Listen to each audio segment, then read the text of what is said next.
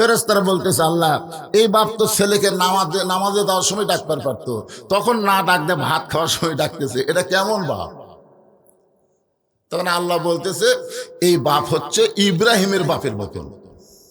আপনার বলতো হযরত ইব্রাহিমের বাপ কেমন বাপ? কথা কয় না। হযরত ইব্রাহিম সালামের বাপ আসলো না, কেমন বাপ? নমরুদের আগুনের চুলার উপরে চড়কে যখন ইব্রাহিম এমন সময় বাবা হইয়া ছেলেকে আগুনে ফেলে দেওয়ার জন্যে চড়কে রশি টানতেছে, বাঁচানোর জন্যই না মারার জন্যে? এখন বলেন তো, যেই বাপ সন্তানকে আগুনে পুড়ে মারবার চায়, ই কি ভালো বাপ? আপনার বলেন তো, দুনিয়ার আগুনের পাওয়ার বেশি না জাহান্নামের আগুনের পাওয়ার বেশি? তাহলে যেই বাপ নিজে নামাজ পড়ে সন্তানকে নামাজের তাকিদ দেয় না, নামাজের জন্য ডাকে না, ও হলো ইব্রাহিম আলাইহিস সালামের বাপ। তো নমরুদের আগুনে ফেলে দেওয়ার চেষ্টা করে, আর এর বাপ একে জাহান্নামের আগুনে পুড়ানোর ব্যবস্থা করতেছে। ধরে কোন কথা ঠিক কিনা? কারণ আল্লাহ কোরআনে বলেছেন কু আনফুসাকুম আহলিকুম নারা, জাহান্নামের আগুন থেকে যদি বাঁচতে চাও একলা বাঁচলে হবে না, আহাল, পরিবার, সমাজ এবং রাষ্ট্র সবাইকে নিয়ে বাঁচা লাগবে। ধরে কোন কথা ঠিক কিনা? আমরা মৌলানারা সবাইকে নিয়ে বাঁচবার চাই, এই জন্য আল্লাহর কোরআনের হক কথা যখনই বলবার চাই তখন দুই একজন লব উল্টা কয়, কি হলো রে হুজুর, আবার কি শুরু হলো? আজকে সূরা মুলকের দুটো আয়াতের উপর আলোচনা হবে, খুব খেয়াল করে শুনবেন। হজ করবার তারা গেছেন, এখানে আমার রাইদুর ভাই হজ করছে, আমিও করছি। ভাই আপনি করছেন নাকি? ঘুম ধরছে? হজ করছেন? আচ্ছা ঠিক আছে, এখানে বসলে টুপা চলবে না, মানুষ সব তাকে আছে, বক্তার চাইতে আপনার সাইজ ভালো, সব এদিকে তাকে দেখি। শোনেন, হজ যখন করবার যারা গেছে, আপনাদের মাঝে যারা হাজী সাহেব আছেন, তারা অবশ্যই আল্লাহর কাবা ঘরকে সামনে নিয়ে একটা স্বীকারোক্তি দিচ্ছেন। আল্লাহর কাবা ঘর সামনে নিয়ে যে স্বীকারোক্তি দিলেন, এটা কি এমনি এমনি দিচ্ছেন না অন্তর থেকে দিচ্ছেন? ওই স্বীকারোক্তির মধ্যে একটা কথা আছে, লাকাওয়াল মুলক লা শারিকা লাক। শুরুটা এইভাবে হয়, লব্বাইক আল্লাহুম্মা লব্বাইক, লব্বাইক লা শারিকা লাকা লব্বাইক, ইন্নাল হামদা ওয়ান নি'মাতা লাকাওয়াল মুলক লা শারিকা লাক। আচ্ছা বলেন তো, লাকাওয়াল মুলক লা শারিকা লাকের বাংলা অর্থ কি? রাজত্বের ভিতরে, রাজনীতির ভিতরে একমাত্র আল্লাহ ছাড়া আমি অন্য কাউকে স্বীকার করি না। তাহলে রাজাকে মানুষ না আল্লাহ? কথা কয় না। গোটা পৃথিবীর কর্তৃত্ব, রাজত্ব, তাবারাকাল্লাযী বিয়াদিহিল মুলক, গোটা পৃথিবীর রাজত্ব, কর্তৃত্ব, মালিকানা একমাত্র কার হাতে? সমস্ত ক্ষমতার মালিককে। এটা কিন্তু 24 সালের 5ই আগস্টের আগে হাসিনা বুঝবার পারেনি। হাসিনা মনে মনে ভাবতে আমি ক্ষমতার মালিক, যার কারণে ওর মাজা ভাঙ্গা নেতাগুলো এরকে তা মশান হচ্ছিল। ভাই, দুইজন হাত ধরে টেজর তোলে আর দুইজন পাশাত মারে, পেলা উঠতে পারে তো। হ্যাঁ, একটা টেজত উঠে আসে, মাইক পায়া খেলা হবে। কি খেলবা? খেলবার গেলে মাজাত বল থাকা লাগবে। ধরে কোন কথা ঠিক কিনা? আপনার বলেন তো, যার মাজাত বল নাই আর খেলা আছে? কি যে মনে করছিল যে আমাকে উপর কেউ নাই। কুল্লি শাইইন কদির, প্রত্যেকটা বিষয়ের উপরে একমাত্র ক্ষমতা কার? এমন ভাবে পলে গেছে ভাই। এখন আবার বিদেশের থেকে মাঝে মধ্যে উস্কানি দেয়, মাঝে মধ্যে কি দেয়? উস্কানি দেয়। ও এতই সোজা, যেই দলের প্রধানমন্ত্রী থেকে, মেম্বার থেকে প্রধানমন্ত্রী পর্যন্ত পলে যায়, ওই দল বাংলাদেশে আবার ফিরে আসা অত্যন্ত কঠিন হবে। জোরে কোন কথা ঠিক কিনা? তাই বলি, আবল তাবল কথা না বলে ওই দলের যারা সমর্থন ছিলেন আপনারা তওবা করেন। খামাখা ওই দল করে কি হবে ভাই?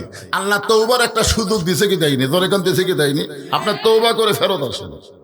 আমারই সম্পর্কে বড় ভাই আওয়ামী লীগ করতো, 5ই আগস্টের পরে তওবা করে দল পরিবর্তন করছে। হ্যাঁ, কি জন্যে খামাখা?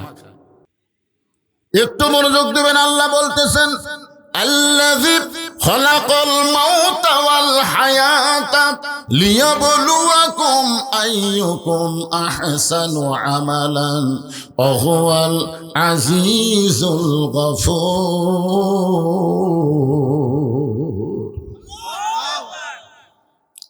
কইলে সবাই কম, দুই একজন কইলে হবে। এখানে আল্লাহ কি বলতেছেন? মৃত্যু এবং হায়াত। আমরা কি মরবো? মরবেন? আল্লাহ এখানে বলতেছেন খলাকাল মাউতা ওয়াল হায়াত। আমি তো এই আয়াত নিয়ে খুবই চিন্তা করছি। আমি কয়েকটা তাফসীর পড়ে দেখলাম, আগে বলা লাগতো খলাকাল হায়াতা ওয়াল মাউতা, আগে জীবনের কথা বলা লাগতো, তারপরে মরার কথা বলা লাগতো। কিন্তু আল্লাহ মরার কথা বললেন কি জন্য? আমরা সাধারণত জানি জন্মিলে মরিতে হবে, তাই জানি না ভাই? জন্ম নিলেই তো মরা লাগবে। তো আল্লাহ মরার কথা আগে বলে পরে জন্মানোর কথা বললেন, খালাকাল মাউতা ওয়াল হায়াতা। এই আয়াতের তাফসীর পড়তে গিয়ে সমস্ত তাফসীরকারক একই কথা বলেছেন, প্রত্যেকটা মানুষের সবচেয়ে নিকটতম যে জিনিসটা তার নাম হলো মৃত্যু। আপনারা বলেন তো আমাদের সবচেয়ে নিকটে তার নাম কি? আপনারা যারা এখানে আমার সামনে বসেছেন, আপনারা কি এরকম একটা লোক বলতে পারেন হুজুর আমার বাড়ি সবচাইতে কাছে, আমি ওয়াজ শেষ করে বাড়ি যাবই? এরকম একটা লোক বলেন তো। এই পুচকে, তুই তো ছোট মানুষ, তোর দাদাই বাঁচা আছে, তোর বাপ বাঁচা আছে, তুই বললে ক্ষতি কি? বল। দেখছেন, একটা ছোট মানুষও বলার সাহস পাচ্ছে না, কারণ এখানে এসেছি যদি আল্লাহ না নিয়ে যায় আমরা কেউ যাবার পারবো না। জোরে কোন কথা ঠিক কি না? তাহলে আমাদের সবচাইতে নিকটে কি? মৃত্যু। আরো জোরে। এই কারণে আল্লাহ বললেন ওয়ালা তামুতুন্না ইল্লা ওয়া আনতুম মুসলিমুন। মুসলমান না হয়ে তোমরা কেউ মরিও না। আমরা যদি মুসলমান হয়ে মরতে চাই আমাদের করণীয় কি, এইটা একটু জানার দরকার আছে না নাই? এই কারণে আল্লাহ বললেন লিয়াবলুয়াকুম, তোমাদেরকে পরীক্ষা করা হবে, আইয়ুকুম আহসানু আমালা, সুন্দর আমলের পরীক্ষা হবে। এখন সুন্দর আমল আমরা করতে চাই, চাই কি চাই না ভাইজান? সুন্দর আমল করতে গেলে আমাদের কি করা লাগবে এই বিষয়টা আল্লাহ কোরআনে বললেন, অনুনাজ্জিলু মিনাল কুরআনি মা হুয়া শিফাউ ওয়া রাহমাতুল লিল মুমিনিন। এই মুহূর্তে একটা স্লোগান দিবেন, এই আয়াতের স্লোগান। আমি যেই বলবো সব সমস্যার সমাধান আপনার বলবেন দিতে পারে আল কোরআন। সব সমস্যার সমাধান দিতে পারে আল কোরআন। সারাদিন ভিক্ষা করে ফকির 2 কেজি চাল নিয়ে বাড়িতে আসে। কয় কেজি? তো এখন ফকিরের বইয়ের মন খুবই খারাপ। তো ফকির বলে আমি কত কষ্ট করে এর বাড়ি হর বাড়ি কুত্তার ধাবার খায়। কি কন, এখনকার কুত্তা যে খারাপ আছে ভাই, খুবই সাবধান। গ্রামে গ্রামে যে কুত্তা আছে ফকিরের ব্যাগ ধরে মারে কামায়। চাউল যাইছিল দুর্বল ব্যাগ সিটে গেছে। এত কষ্ট করে আমি এ পাড়া ও পাড়া বেড়ায় 2 কেজি চাইল আনি, তোর মন খারাপ কেন? বউ বলতে সারা জীবন ভিক্ষা করা লাগবে, সারা জীবন। স্বামী কয় তাহলে আমি কি করব? বউ বলতেছে আপনাকে একটা বুদ্ধি দিই, এই বুদ্ধি অনুযায়ী কাজ করেন। বলে কি বুদ্ধি? বলে আপনি কি বাদশাহ শাহজাহানকে চেনেন? নাম শুনছি তো। তো সাধারণ মানুষের বাড়িতে না যায় বাদশাহ শাহজাহানের কাছে যান, এমন ভিক্ষা দেওয়া দিবে আর প্রতিদিন ভিক্ষা করা লাগবে না। বইয়ের বুদ্ধি শুনে ফকির পরদিন বাদশাহ শাহজাহানের রাজ দরবারে গেছে। জীবনে ফকির রাজ দরবারে যায় নাই, বইয়ের বুদ্ধি শুনে। জোরে কোন কার বুদ্ধি? এতদিন গেছে সাধারণ মানুষের দরজায়, আজকে গেছে বাদশার দরজায়। বাদশার দরজায় গিয়ে দেখে একজন দারোয়ান লাঠি নিয়ে দাঁড়ায় আছে। দারোয়ান কি নিয়ে দাঁড়ায় আছে? লাঠি নিয়ে। ফকির চিন্তা করে এত দরজায় ভিক্ষা করলাম, এরকম লাঠিওয়ালা মানুষ তো দেখিনি রে। কে রে পাগলা, তুই যে দরজা ভিক্ষা করছিস ওটা কি বাদশার দরজা? ফকির চিন্তা করতেছে কি করি, বউ তো বুদ্ধি দিছে, এখন যাওয়াই লাগবে। এই মনে করে ফকির যখন সামনে পা বাড়াইছে, দারোয়ান লাঠি দিলে আরে এক ধাপ। ফকির চিন্তা করতেছে এ ভাঙ্গাচোরা শরীর নিয়ে এর সাথে আর পারবো না, কারণ দারোয়ান কিন্তু দুর্বল মানুষ হয় না, দারোয়ান মোটামুটি শক্তিশালী মানুষ হওয়া লাগে। জোরে কোন কথা ঠিক কি না? ফকির চিন্তায় পড়ে গেলেন কি করব। এমন সময় ফকিরের মাথায় বুদ্ধি দেওয়ার মালিককে, উদউ ইলা সাবিলি রাব্বিকা বিল হিকমা মাউইজাতিল হাসানা। আল্লাহু আকবার। ফকির চিন্তা করতেছে হিকমত অবলম্বন করা লাগবে। ফকিরের বুদ্ধি কিন্তু কম না, অনেক বেশি বেশি। একটা ফকির যদি দেখে এক জায়গায় খাবার অনুষ্ঠান হচ্ছে, ওই কিন্তু দেখবেন এক আধ ঘন্টার মধ্যে 100 ফকির জানাবে ভাই অমুক জায়গায় কাম হচ্ছে। এর মধ্যে একটা মিল আছে। ফকির চিন্তায় পড়ে গেল, আমার ভাঙ্গা চোরা শরীর নিয়ে ওই দারোয়ানের সঙ্গে পারবো না।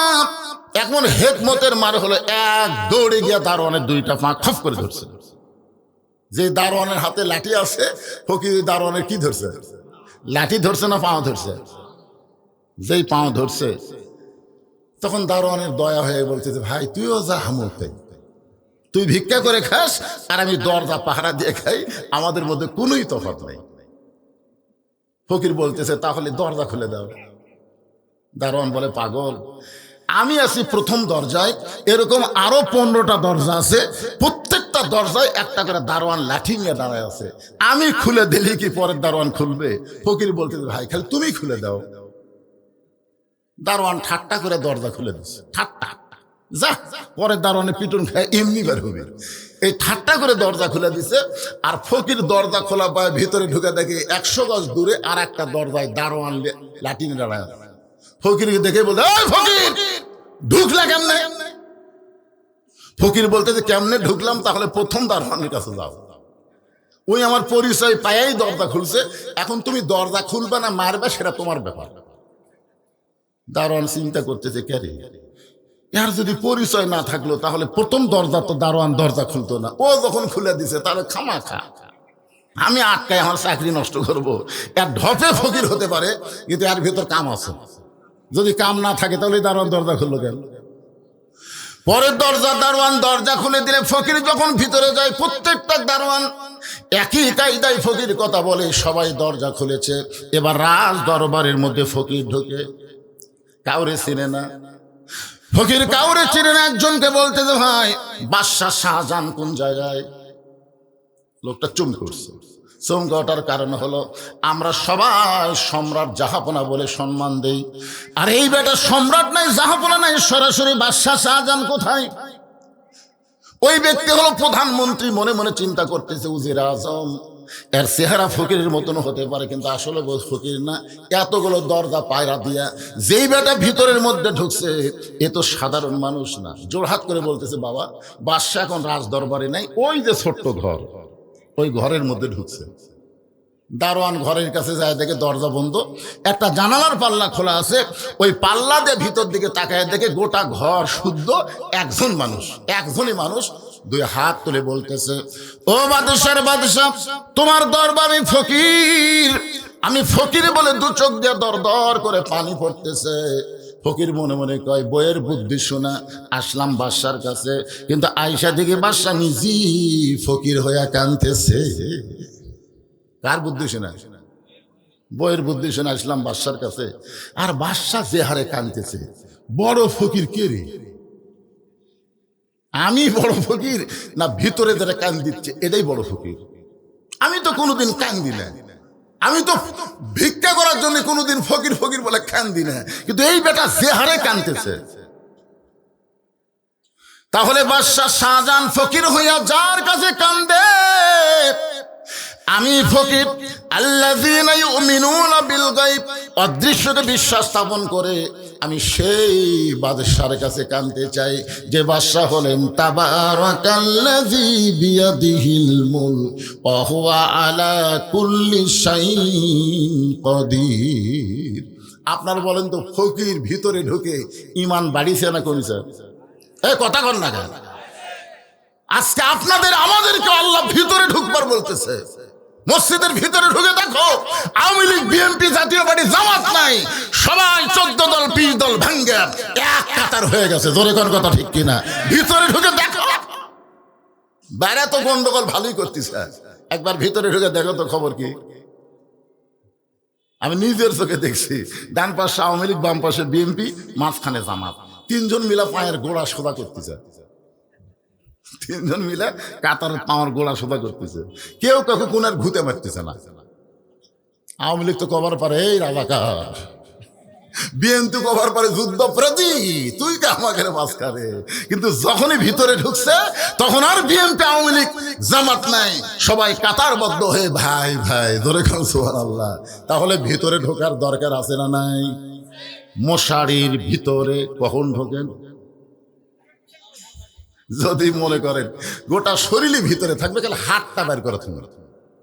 এই মনে করে যদি মশারির বাইরে হাত রাখেন, মশা রাগ করে কামড়াবে বেশি না কম? এই শীতের দিনে আপনি কম্বলের ভিতরে থাকেন না বাহিরে থাকেন?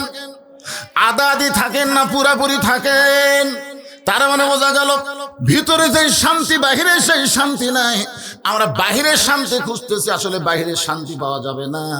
শান্তি পাবার বেলে পুরাপুরি ইসলামের মধ্যে ঢোকা লাগবে। ধরে কোন ঠিক কি না? ফকির আসল বাদশার খবর কথা, আসল বাদশা। বউ যে বাদশার খবর দিছে এটা হলো নকল বাদশা। ধরে কোন কি বাদশা? আসল বাদশার খবর নিয়ে ফকির যখন বের হয়ে যাচ্ছে, যাওয়ার সময় প্রথম দরজার দারোয়ান বলতেছে, বাবাজি আপনি কি বাদশার সাথে দেখা পাচ্ছেন? আপনি যে ঢুকলেন এমন কায়দা করে হেকমত করে, আপনি কি বাদশার সাথে দেখা পাচ্ছেন? ফকির বলে, এই দারোয়ানের বাচ্চা দারোয়ান, খালি দরজা পাহারা দিয়ে খাস, ভিতরের খবর জানিস? দারোয়ান চমকে উঠছে, কি রে? ফকিরের মশান বাড়িছে না কমিছে? ইমান বাড়িছে না কমিছে? ইমান বাড়ার কারণে বলতেছে, দারোয়ানের বাচ্চা খালি দরজা পাহারা দিয়ে খাস, ভিতরের খবর জানিস? তোরা যাকে বাদশা বাদশা বলে পূজা করতেছিস, আমি নিজের চোখে দেখে আসলাম। ফকির হয়ে কাঁদতেছে। আপনারা বলেন তো, নিজের চোখে দেখলে ইমান বাড়ে না কমে? নিজের চোখে যদি দেখবার চান তাহলে শুধু বক্তার ওয়াজ শুনলে হবে না, আল্লাহর কোরআনকে হাতে নিয়ে নিজের চোখে দেখা লাগবে। দেখছেন কোনদিন? কে দেখছেন? আমি নিজের চোখে দেখে আসলাম। গোটা পৃথিবীর রাজত্ব কর্তৃত্ব মালিকানা কার হাতে? তো নিজের চোখে দেখে আসা আমি কি বলতে পারি যে আওয়ামী লীগ ক্ষমতায় ছিল, আবার সামনে বিএনপি ক্ষমতাতে আসতেছে? এ কথাকে আমি বলতে পারি যে আওয়ামী লীগ ক্ষমতায় ছিল, বিএনপি ক্ষমতাতে আসতেছে? এটা কোনো ইমানদারের কথা না। ইমানদারের কথা হলো, কেউ কখন ক্ষমতায় থাকে না, সবসময় যিনি ক্ষমতায় তিনি আমার আল্লাহ। ধরে তোর কথা ঠিক কিনা? কথা বলে আল্লাহ কাউকে ক্ষমতা দেয়, দিয়ে ধরে না ধরে না ধরে না, কিন্তু ধরলে আল্লাহ দেয়। দেখি তো 5 বছর দিলাম, তুই কি করিস? যেরকম আল্লাহ ফেরানোর ক্ষমতা দিছিল, ফেরানোর কোনো ক্ষমতা আছে? কোন ক্ষমতা আছে? ওই ক্ষমতা পায়া এক সময় বলে আমি কে, আমি কে, আমি কে। মানে ক্ষমতা আল্লাহ দিছে, এখন ক্ষমতা পায় নিজেকে নিজে চিনবার পারতেছে না, আমি কে, আমি কে। এমন সময় ফেরাউনের প্রধানমন্ত্রী বলতেছে, আপনি আপনাকে চিনবার পারতেছেন না, আপনি একদিন গোরস্থানের দারোয়ান ছিলেন। প্রধানমন্ত্রীর নাম হলো হামান। প্রধানমন্ত্রীর নাম কি? হামান। মানে এরা দুইজনেই গোরস্থানের দারোয়ান ছিল। আপনি আপনাকে চিনতেছেন না, আপনি গোরস্থানের দারোয়ান ছিলেন। ফেরাউন বলতেছে, অতীতের কথা খবরদার বলবি না।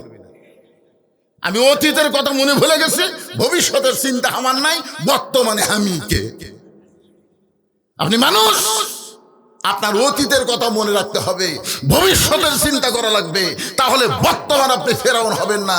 ক্ষমতার মালিক আল্লাহকে বিশ্বাস করবেন। জোরে জোরে কথা ঠিক না? ক্ষমতার মালিক কে? সবাই স্বীকার করে না, ঠেলা তোলে স্বীকার করে। আপনার বলেন তো, পৃথিবীর সমস্ত চিকিৎসা যখন শেষ হয়ে যায়, যখন ডাক্তাররা বলে কোনো গ্যারান্টি নেই, তখন সবাই বলে হুজুর দোয়া করবেন, হুজুর দোয়া ছাড়া। আপনার বাড়ি হলো মাছ বাড়িতে, আপনি গেছেন বগুড়াতে, কাজ করতে করতে রাত হয়ে গেছে বেশি, তখন একটা সিএনজি বলতে, ভাই খুব যদি বেশি পারি আমি বাগবাড়ি পর্যন্ত নিয়ে যাবো, তারপরে আমি পারবো না। আপনি যাবেন? আপনি বাধ্য হয়ে চিন্তা করতেছেন কি করা যায়, যাওয়াই লাগবে। আপনি বাগবাড়ি পর্যন্ত আসে আপনি বলতেছেন ভ্যান, অটো ভ্যান নাই, ভুটভুটি নাই, মাছ বাড়ির কেউ আসো নাই। আপনি খুবই খোঁজাখুঁজি খোঁজাখুঁজি করে দেখলেন কেউ নাই। যখন দেখতেছেন কেউ নাই, তখন আপনি বলতেছেন যার কেউ নাই তার আল্লাহ আছে। আপনার বলেন তো এই কথা কখন বলছেন, আগে না শেষে? তো হুজুরের দোয়া আপনারা কখন চাচ্ছেন?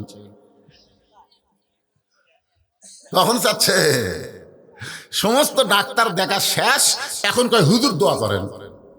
বিশ্বাস করেন, দেশ নেত্রীর জন্য যেভাবে গোটা বাংলার মানুষ দোয়া করতেছে, ইনশাল্লাহ তিনি আবার সুস্থ হয়ে ফিরে আসবে। জোরে করে কথা ঠিক কিনা? তাও তো শাসের।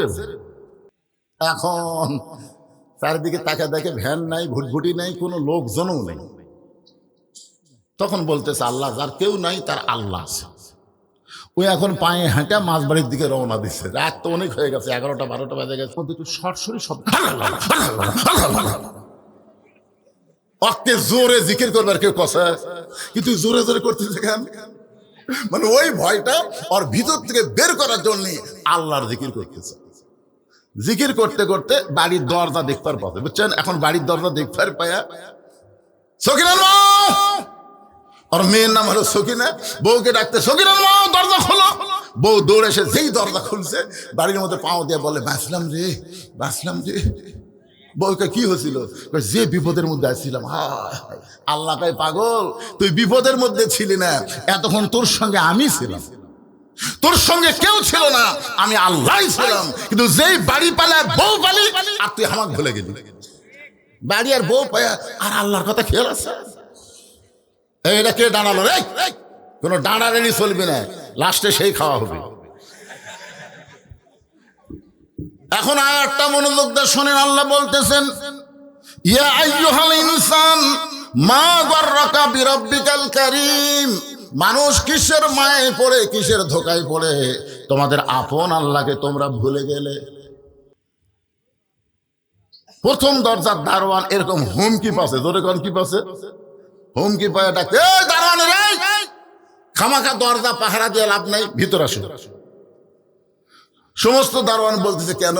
বলে এমন এক মৌলবাদী ঢুকছে, আমাদেরকে ধোকা দিয়ে এক মৌলবাদী রাজ দরবারে ঢুকছে। এখন বলে বাদশা নাই, ফকির হয়ে গেছে। সমস্ত দারোয়ান একত্র হয়ে কেউ ফকিরকে কিল মারে, কেউ ঘুষি মারে। ফকির চিল্লায় বলে, যত ইমান মারিস না কেন, নিজের চোখে দেখা জিনিস মিথ্যা বলা যাবে না। নিজের চোখে যারা আল্লাহর কোরআন দেখবে, তারা দরকার হলে জীবন দিবে, ফাঁসির মঞ্চে যাবে, কিন্তু বাতিলের সঙ্গে কোনোদিন আপোষ করবে না। জোরে বলেন কথা ঠিক? ফকির নিজের চোখে দেখছে, আর ইমান বাড়িছে না কমেছে?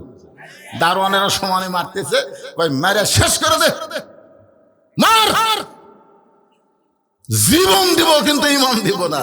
নিজের চোখে দেখছি রে, তোরা যাক বাদশা বাদশা বলে পূজা করে আমাকে মারতেছিস। সে ফকির হয়ে কাঁদতেছে। ইতিমধ্যে বাদশাহ শাহজাহানের আসর নামাজ শেষ, মোনাজাত শেষ করে বার হয়ে বলতেছে, এ দারোয়ানেরা কারে মারতেছ? কি জন্য মারতেছ? বলে জাহাপনা, আমরা খালি মারতেছি, আপনি শুনলে তো মারাই ফেলবেন। বাদশাহ শাহজাহান বলে কি হয়েছে? বলে আপনি নাকি ফকির হয়ে গেছেন। এই বেটা বলতেছে আপনি নাকি আর বাদশা নাই, আপনি ফকির হয়ে গেছেন। বাদশাহ শাহজাহান দৌড়ে এসে ফকিরের টুটি চাইবা ধরে বলতেছে, এই মিয়া, তুই জানিস না আমি বাদশাহ শাহজাহান? ফকির মুচকি মুচকি হাসে আর বলে, এটাই তো জানতাম, এটাই তো এতদিন পর্যন্ত জানতাম। বাদশাহ শাহজাহান বলে, জানতাম কি রে? জানতাম হলো অতীতকাল। বলে জানি, জানি গো। ফকির কয় না, এটাই জানতাম। আপনি বাদশাহ, এটাই জানতাম। বইয়ের বুদ্ধি শুনে, বইয়ের বুদ্ধি কি কোন? বইয়ের বুদ্ধি শোনার দরকার আছে না? না, এ কথা কন না কেন? মায়েরা খালি কান ফেলে আছে। মা, আজকে আপনাকে যে একটা ওয়াজ হবে, ফাটাফাটি ওয়াজ।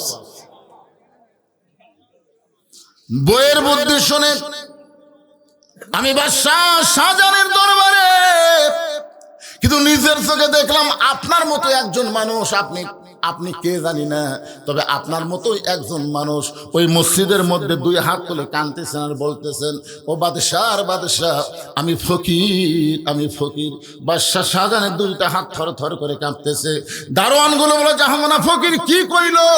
এইটা শোনার পর আপনার হাত কেন কাঁপতেছে? বাদশাহ শাহজাহান বলে, ফকির যা বলেছে সত্য বলেছে।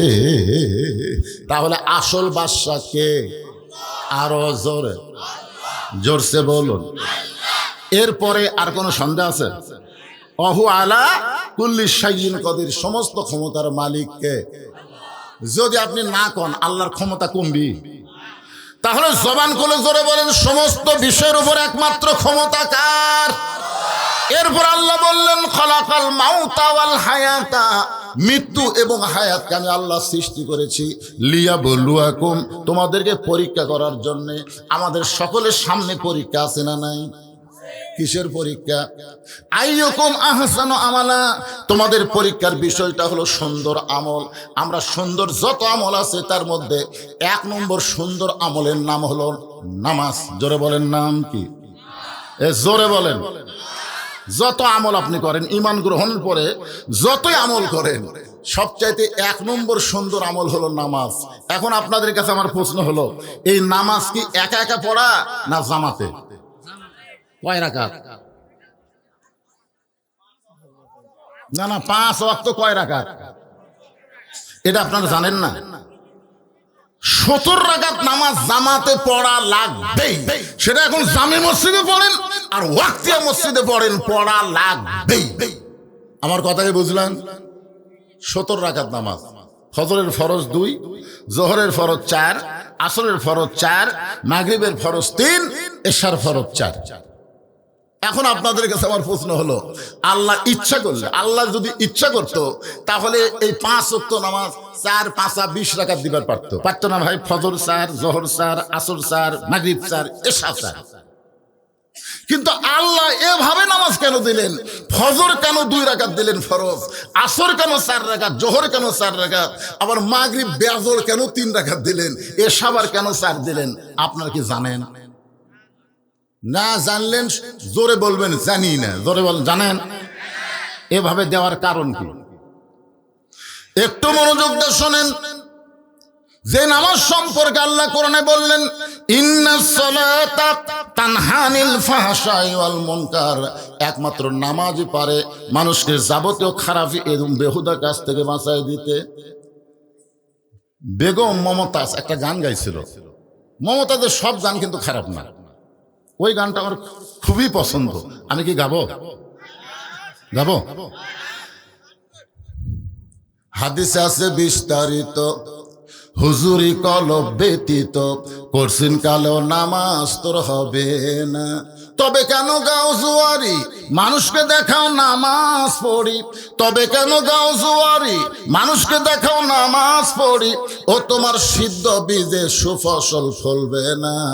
আজও কেন আল্লাহর নামাজ ধরতে পারলা না? আল্লাহ কয় নামাজের জোরে ফায়েশাকা যাবে দূরে, পাক কোরআনে রয়েছে ঘোষণা।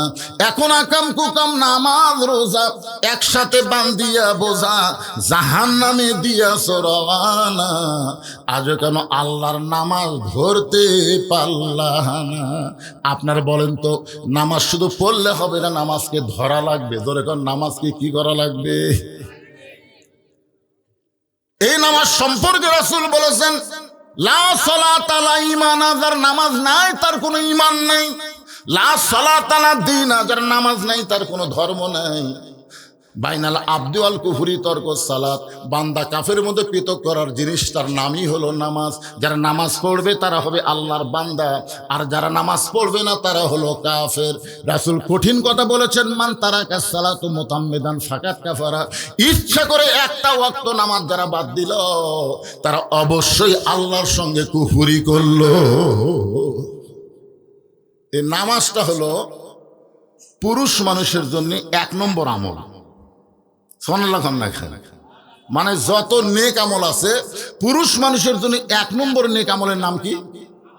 কিন্তু যে সমস্ত মায়েরা পর্দার অন্তরে বসে আছেন তাদের জন্য কিন্তু 1 নম্বর নেক আমল নামাজ না, আহসানু আমাল। আল্লাহ বলেছেন সুন্দর আমল। নারীদের জন্য 1 নম্বর সুন্দর আমল হচ্ছে পর্দা। কারণ মেয়েদের যদি পর্দা না থাকে তাদের নামাজ রোজা হজ যাকাত কিছুই কবুল হবে না। এই জন্য মেয়েদের 1 নম্বর সুন্দর আমলের নাম কি? আপনার কথা কন না কেন? পর্দা যদি না থাকে যতই নামাজ পড়ুক, যতই রোজা করুক, যতই দান করুক, আল্লাহ কবুল করবে না।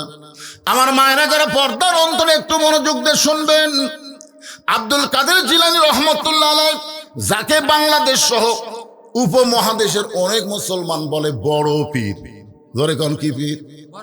বড় পীর আব্দুল কাদের জিলানী, শোনেন না ভাই? কিন্তু আসলে এখানে বড় ছোট কথা না, তিনি যে একজন আল্লাহর ওলি ছিলেন এই ব্যাপারে কোনো সন্দেহ। ওই যারা আহলে হাদিস করে তারা তো পীর টির কিছুই মানে না।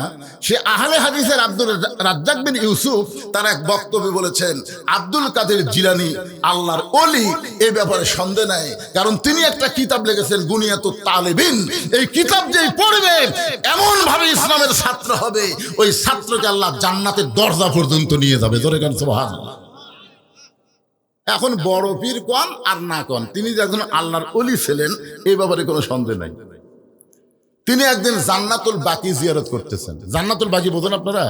যারা হজ করছেন তারা জানেন আল্লাহ রাসূলের রওজার পাশে মদিনার সবচাইতে বড় গোরস্থানের নাম হলো জান্নাতুল বাকি। যে গোরস্থানের দরজায় আরবিতে লেখা আছে, এই গোরস্থানের মধ্যে আল্লাহ নবীর 10,000 সাহাবীর বেশি ঘুম পাড়তেছে। ধরে কোন সুবহানাল্লাহ। একটা গোরস্থানের মধ্যে সাহাবীর সংখ্যা কত? 10,000-এর বেশি। আমাদের গোটা বাংলাদেশ মিলে একটা সাহাবীও নাই। আমরা এমন একটা দেশের মুসলমান যেই দেশে এখন পর্যন্ত কোনো সাহাবীর কবর নাই। যাদের কবর আছে খুব বেশি হলে আল্লাহর ওলিদের কবর। অধিকাংশ কবর কিন্তু ভণ্ডদের দখলে। জোরে খান কথা ঠিক কিনা? আমি সিলেটের মৌলভীবাজার হবিগঞ্জ এলাকায় ওয়াজ করতে গিয়ে দেখি একটা মাজারের নাম হলো লেদা শাহ। লেদা শাহ। কিছু দূর যাওয়ার পরে দেখি আর একটা মাজার হলো ঘোড়া শাহ। তা আমার মধ্যে চিন্তা হলো যে লেদা শাহ ঘোড়া শাহ। একজনকে জিজ্ঞেস করলাম, ভাইজান ওদের সামনের দিকে আসলাম লেদা শাহ, এটা ঘোড়া শাহ, এই অলিগুলো কোত্থেকে আইছে? বলে অলি তো না হুজুর, এই যে ঘোড়া শাহ দেখতেছেন এই ঘোড়া উঠি লাদিছে, ওই লাদ এখন হচ্ছে লেদা শাহ। আর এই ঘোড়া এই জায়গায় কবর দিচ্ছে, এটা হলো ঘোড়া শাহ। একটাও পীর সাহেব নাই, ঘোড়ার লাত। বাংলাদেশের অধিকাংশ আল্লাহর ওলিদের কবর কবর না, ভণ্ডদের কবর। ধরে খান কথা ঠিক কিনা? একটু মনোযোগ দিয়ে শুনবেন। 10,000 সাহাবীর কবর জান্নাতুল বাকির ভিতরে। সেই জান্নাতুল বাকি আব্দুল কাদের জিলানী রহমতুল্লাহ আলাইহি জিয়ারত করতেছেন। এমন সময় পেছন দিক থেকে একজন বলে, হুজুর আমি শুনেছি এই জান্নাতুল বাকির মধ্যেই মা ফাতেমার কবর আছে, আপনি একটু চোখ বন্ধ করে দেখেন তো কবরটা কোন জায়গায়। মুরিদ বলতেছে, আমি শুনেছি জান্নাতুল বাকির মধ্যেই মা ফাতেমার কবর আছে, আপনি একটু চোখ বন্ধ করে দেখেন তো কবরটা কোন জায়গায়। আব্দুল কাদের জিলানী ছোট বাচ্চার মতন কান্না শুরু করে দিলেন। মুরিদ বলে, হুজুর আপনি কান্দেন কেন? আব্দুল কাদের জিলানী, মুরিদ রে শোনো, এই জান্নাতুল বাকির মধ্যেই মা ফাতেমার কবর আছে, কিন্তু কবরটা কোন জায়গায় এটা কিয়ামত পর্যন্ত কেউ বলতে পারবে না। সমস্ত মুরিদ বলে, হুজুর এই জান্নাতুল বাকির মধ্যে মা ফাতেমার কবর, কিন্তু কবরটা কোন জায়গায় কিয়ামত পর্যন্ত কেন বলা যাবে না? আব্দুল কাদের জিলানী বললেন, আমার মা ফাতেমা হইল জহুরা। আমার মা ফাতেমা হলো জহুরা, আর এই জহুরা হওয়ার কারণে তার কবর কোন জায়গায় এটা কেউ বলতে পারবে না। সমস্ত মুরিদ বলে, হুজুর তাহলে জহুরা মানে কি? মরদ মানুষের জন্য না হলেও আমার মা বোনদের জন্য জহুরা শোনা লাগবে। কারণ আজকে আমাদের মা বোনরা যদি ভালো হয়, এদের পেটের ভিতর থেকে যে সন্তান আসবে, আগামীতে সন্তানগুলো সবই আল্লাহর ওলি হয়ে জন্ম নেবে। ধরে কোন সুবহানাল্লাহ। কারণ মা যদি ভালো হয় সন্তান কি হয়? একটা নেপোলিয়ান খ্রিস্টান বলেছে, যদি তোমরা ভালো একটা সন্তান চাও তাহলে ভালো একটা মায়ের দরকার। এই সিল্লি মার্কা মা হলে চলবে না। বাচ্চারা সামনে যে এই দুটো যে বসে আছে না, ঘুম পারবি কেন? ভালো ভালো এর মাও ভালো, হ্যাঁ এর মাও ভালো, এদিন এক জায়গায় বসে আছে, লড়ালড়ি করতেছে না।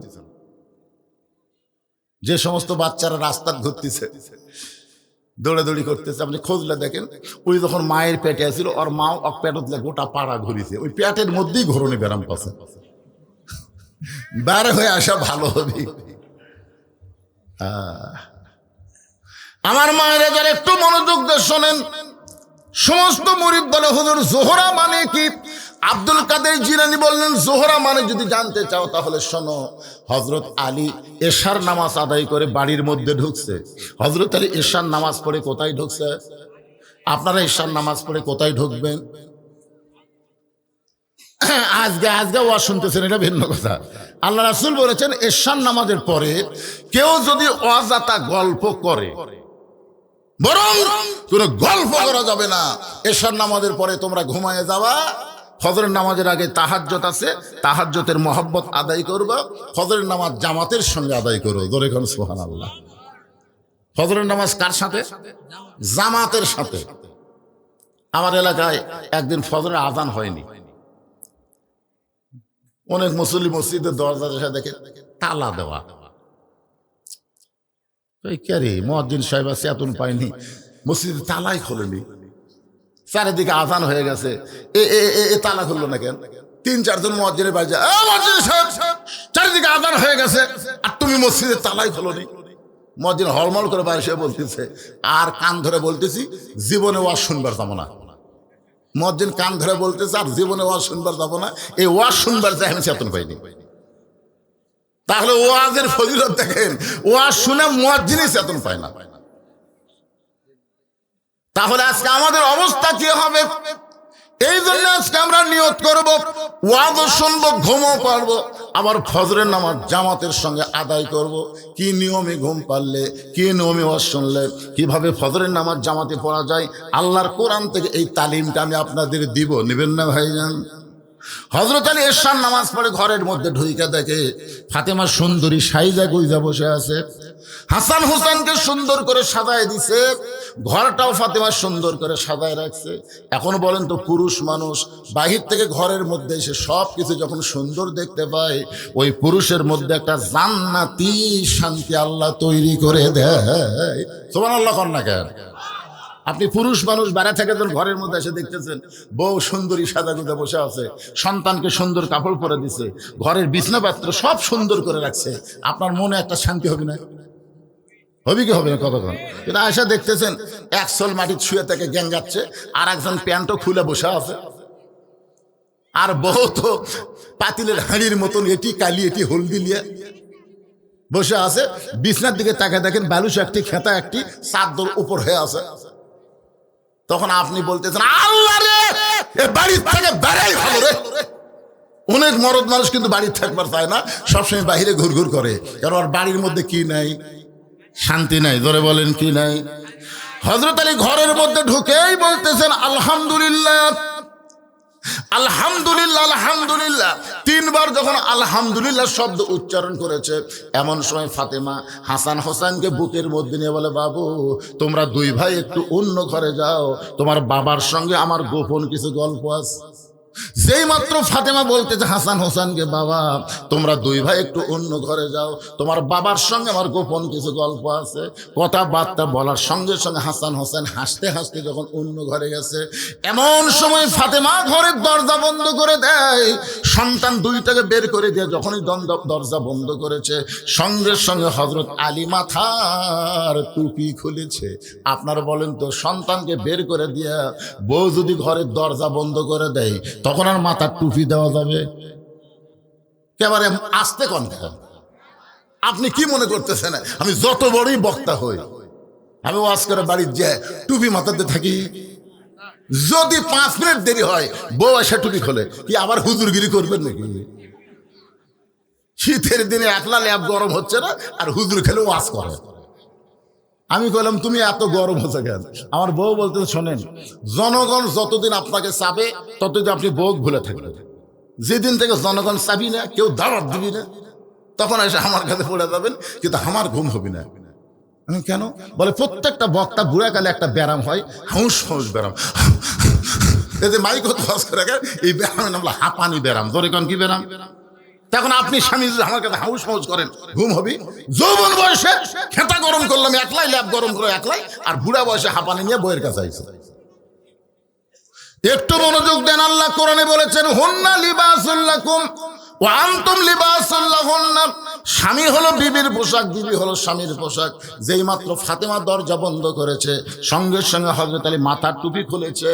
ফাতেমা এক দৌড়ে এসে স্বামীর বুকের মধ্যে মাথা ঢুকে ছোট বাচ্চার মতন ফোঁপায় ফোঁপায় কাঁদতেছে। আলী বলতেছে, ফাতেমা তোমার কান্দার কারণ কি? ফাতেমা বলে, স্বামী গো, আর কোনোদিন ঘর সাজাবার পারবো না, আর কোনোদিন সন্তান দুইটাকে সাজাই দিবার পারবো না, আর কোনোদিন সাইজা গুইজা আপনার সামনে দাঁড়াবার পারবো না, কারণ আজকে গভীর রাত্রে ফাতেমার মৃত্যু হবে।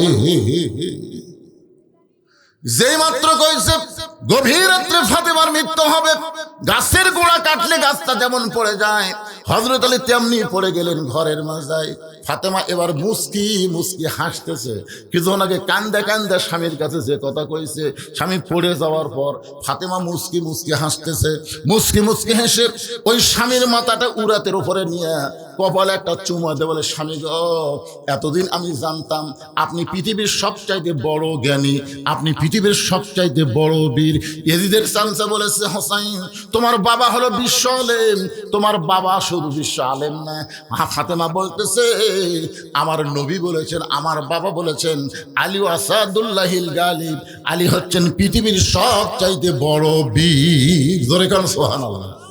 ফাতেমা বলতেছে, পৃথিবীর সবচাইতে জ্ঞানী আপনি, সবচাইতে বড় বীর আপনি, আর বইয়ের মরার খবর শুনে এভাবে পড়ে গেলেন। আপনি কি মনে করেন দুনিয়াতে আসা থাকার জন্য না যাওয়ার জন্য? সবাই বলেন, ছোট বড় যারা বসে আছেন সবাইকে বলতে হবে, আমি যেই বলবো আসলে, আপনারা বলবেন যাইতে হবে। আসলে কবে?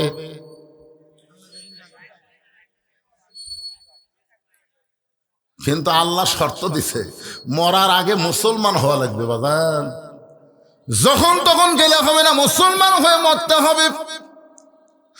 ফাতেমা বলে, স্বামী এমন করে আপনি কাঁদবেন না, কারণ আসলে যাইতে হবে। ওগো স্বামী, আমি চলে যাওয়ার পর আমার 3টা চাওয়া আপনাকে পুরা করা লাগবে। আমি চলে যাওয়ার পর আমার 3টা চাওয়া পুরা করা লাগবে। হযরত আলী ছোট বাচ্চার মতন কান্দে বলে, ফাতেমা রে, দুনিয়ার জীবনে অত্যন্ত গরিব ছিলাম বলে তোমার একটা চাহিদাও আমি পুরা করবার পারিনি। আপনারা বলেন তো, হযরত আলী দুনিয়াতে ধনী ছিল না গরিব ছিল? কেমন গরিব! আলীর জীবনী পড়ে দেখেন এত গরিব ছিল। ফাতেমা হযরত আলীর বউ হওয়ার পরে জাঁতা ঘুরাইতে ঘুরাইতে হাতের মধ্যে ফসকা পড়ে ওই হাতের চামড়া উঠে রক্ত পর্যন্ত বের হয়েছে। এত অভাবী ছিল হযরত আলী। সে আলী কান্দের বলে, ফাতেমা দুনিয়ার জীবনে কিছুই দিবার পারলাম না, মরার পরে তুমি কি চাইবা ফাতেমা? ফাতেমা বলে, স্বামী গো, আমার 3টা চাওয়া। 1 নম্বর চাওয়া হলো রাতের অন্ধকারে আমার মৃত্যু হবে, এই রাতের অন্ধকারেই আমাকে দাফন করা লাগবে, কারণ আমি পর্দাকে এত ভালোবাসি। সব সময় আল্লাহর কাছে দোয়া করেছি, আল্লাহ ফাতেমার মৃত্যুটা যেন গভীর রাতে হয়। আল্লাহ তাআলা আমার দোয়া কবুল করেছে, আমার রাতের অন্ধকারে পর্দায় মৃত্যু হবে, কিন্তু আমি মরে যাওয়ার পর এই 3টা চাওয়া আপনাকে পুরা করা লাগবে। রাতের অন্ধকারে আমাকে দাফন করবেন, দিনের আলোতে যদি কবর দেন তাহলে আমার পর্দার খেলাফ হয়ে যাবে।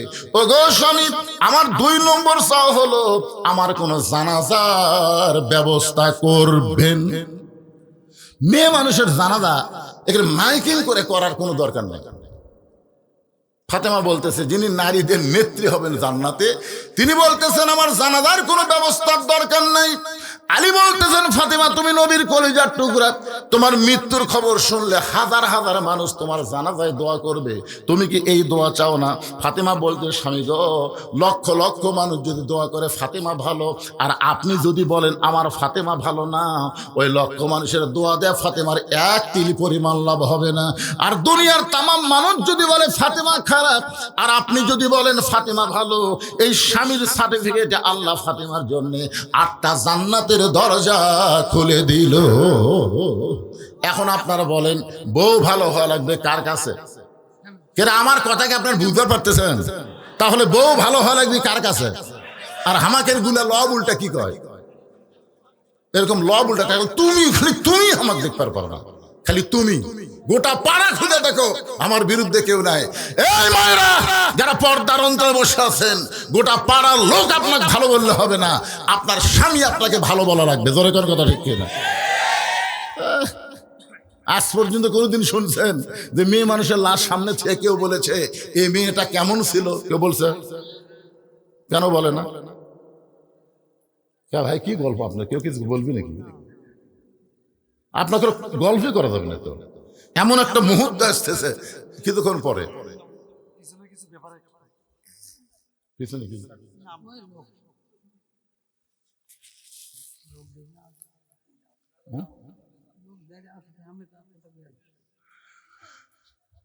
আসলে একে তো বদরশীদ বক্তা এই এলাকায় খুব কম আসছে, ঠিক না বলেন? এই বছর তো আশাই হয়নি। এটা তো একটা আছেই। আবার দ্বিতীয়ত আমি কিন্তু ঘরের বক্তা না, আমি হলো ভাইরাল বক্তা। ধরে কি বক্তা? এখানে এমন কোনো লোক নাই যে আমার ওয়াজ শোনেনি। 3 নম্বর হলো এখানে এমন একটা অবস্থা আসার পরে আমি জাহিদুল ভাই থেকে শুনলাম দেখে পরে গোস্ত দিয়ে আলু ঘাটি আমার ভাত। এটা কি জাতা কথাকে ভাইরে? আপনি মানুষ যতই বসান শেষ পর্যন্ত রাস্তা পর্যন্ত যাবি, কারণ ভাত তরকারি যদি মাছ ঘাটি হতো অনেকে মাছ ঘাটি পছন্দ করে, গরুর গোস্তর ভাত এটা ছাড়া।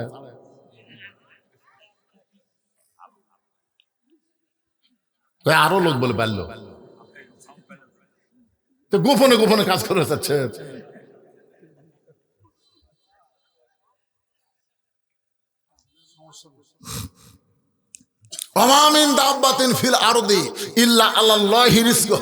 পৃথিবীতে এমন কোন বিচরণশীল প্রাণী নাই যার রেজেকের ব্যবস্থা আল্লাহ করে নাই। আমাদের দায়িত্ব হলো দাওয়াত দেওয়া, আল্লাহর দায়িত্ব হলো খাওয়ানো। জোরে কর কথা ঠিক কিনা? আমরা কি খাওয়াতে পারবো? আমাদের কাজ কি? দাওয়াত দেওয়া। ইনশাআল্লাহ কোনো টেনশন নাই, বরকত দেওয়ার মালিককে। আরো জোরে জোরসে বলো। ফাতে বলে স্বামী গো আমার 3 নম্বর চাও হলো আমার লাশটা খাটনিতে তুলবেন না। আমি মরে যাওয়ার পর আমার লাশটা খাটনিতে তুলবেন না। আমি ফাতেমা হিসাব করে দেখলাম 4 জন ব্যক্তি আমার খাটনি কান্দে নেবে, এমন 4 জন পুরুষ দুনিয়াতে নাই। আমার বাবা যদি আজকে দুনিয়াতে থাকতো, মরা মেয়ের লাশের খাটনি বাবা কান্দে নিবার পারতো। আমার হাসান হোসেন যদি বড় হইতো তাহলে মায়ের লাশের খাটনি কান্দে নিবার পারতো। ওগো স্বামী 6 মাস আগে আমার বাবা দুনিয়া থেকে বিদায় নিয়েছে। আমার হাসান হোসেন এত ছোট, এরা তো মায়ের লাশের খাটনি কান্দে নিবার পারবে না। আপনি শুধু আমার লাশটা কান্দে করে নিয়ে ওই জান্নাতুল বাকির পূর্ব কোণায় সবুজ রঙের একটা বাতি জ্বলবে, ওই বাতি বরাবর আমাকে দাফন করবেন। যদি আমার কবর খুঁড়তে আপনার কষ্ট হয় তাহলে আপনার একান্ত বন্ধু যদি কেউ থাকে দুনিয়ায়, তার একটু বলে দেবেন ফাতেমার কবরটা যেন গোপনে খনন করে দেয়। হযরত আলী গভীর রাত্রে পাগলের মতন দৌড়াইতে দৌড়াইতে আলীর বন্ধুর নাম হলো আবু যর গিফারি। গভীর রাতে আবু যর গিফারের জানলার কাছে ছোট বাচ্চা যেমন ফোঁপায় ফোঁপায় কান্দে জেদ করে, এমন করে হযরত আলী কাঁদতেছে। আবু যর গিফারি চমকে গেল, এই গভীর রাতে আমার জানলা এমন করে কে কান্দে, কে এমন করে কাঁদতেছে? বের হয়ে দেখে আসাদুল্লাহিল গালিব হযরত আলী কাঁদতেছে। আবু যর গিফার বলে, আলী ভাই জীবনে বহু যুদ্ধ তোমার সঙ্গে করলাম, কোন যুদ্ধে তোমাকে পরাজিত হয়ে কাঁদতে দেখি নাই, কিন্তু আজকে তোমার জীবনে এমন কি যুদ্ধ শুরু হয়েছে যে যুদ্ধ আমার জানলা এমন করে কাঁদতেছো? আলী বলতেছে, আবু যর ওই জান্নাতুল বাকির পূর্ব কোণায় একটা কবর কর। আবু যর বলতেছে, আলী রে এখন পর্যন্ত দুনিয়ার কেউ মৃত্যুবরণ করে নাই, তাহলে কবর কেন খনন করতে হবে? আলী দিনের বেলা কি কবর খনন করা যাবে না? এই রাতের বেলা কেন কবর খনন করতে হবে?